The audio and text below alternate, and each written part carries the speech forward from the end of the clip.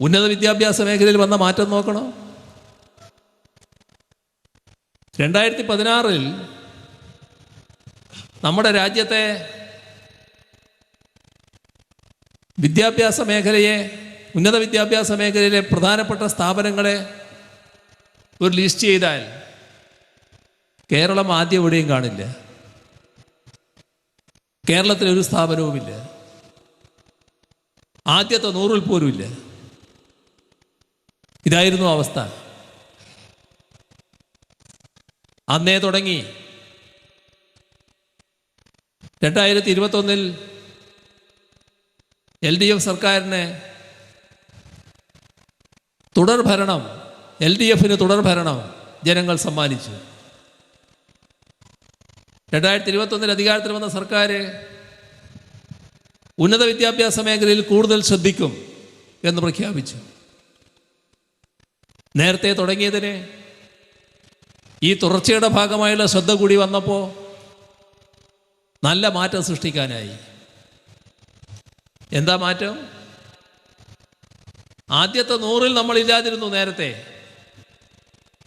പക്ഷേ നമ്മുടെ രാജ്യത്തെ പൊതു യൂണിവേഴ്സിറ്റികൾ എടുത്താൽ അതിലെ ആദ്യത്തെ 12-ൽ 3 കേരളത്തിൽ നിന്നുള്ളതാണ്. കേരള യൂണിവേഴ്സിറ്റി 9-ാം റാങ്കിൽ, കൊച്ചിൻ യൂണിവേഴ്സിറ്റി 10-ാം റാങ്കിൽ, ഗാന്ധി യൂണിവേഴ്സിറ്റി 11-ാം റാങ്കിൽ,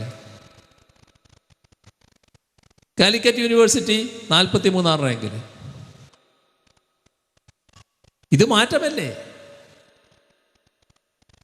രാജ്യത്തെ 100 കോളേജുകൾ, ആദ്യത്തെ 100 കോളേജുകൾ എടുത്താൽ അതിൽ 16 കേരളത്തിൽ നിന്നുള്ളതാണ്. എങ്ങനെ വന്നതാണ് മാറ്റം?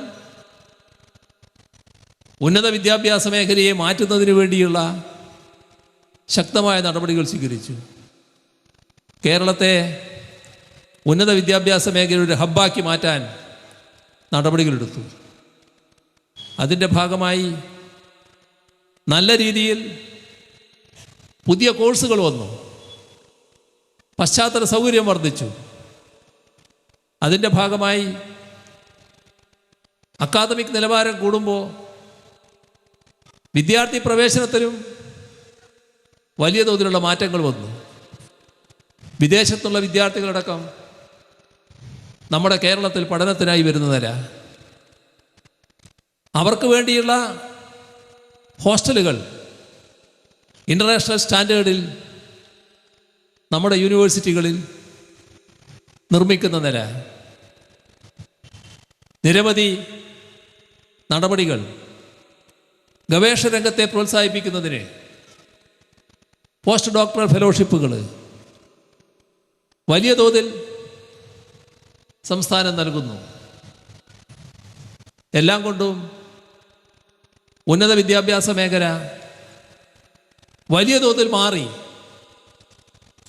നമ്മുടെ ആധുനിക കാലത്ത് വേണ്ട കോഴ്സുകൾ എല്ലാ ഉന്നത വിദ്യാഭ്യാസ സ്ഥാപനങ്ങളിലും കൊണ്ടുവന്നിരിക്കുന്നു.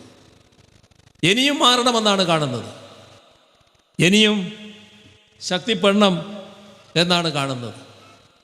അതിനുതകുന്ന നടപടികൾ സ്വീകരിച്ചു പോകാനാണ് ഉദ്ദേശിക്കുന്നത്. ഇതെല്ലാം നമ്മുടെ വളർന്നു വരുന്ന കുട്ടികൾ അവരുടെ ജീവിതത്തിൻ്റെ ഭാഗമായി കണ്ട് അനുഭവിച്ച് വളർന്നതാണല്ലോ. ഞങ്ങൾ ഏതെങ്കിലും ഒരു പൊയ്വാക്ക് പറയുന്നല്ലോ, ഈ നാടിൻ്റെ അനുഭവമല്ലേ.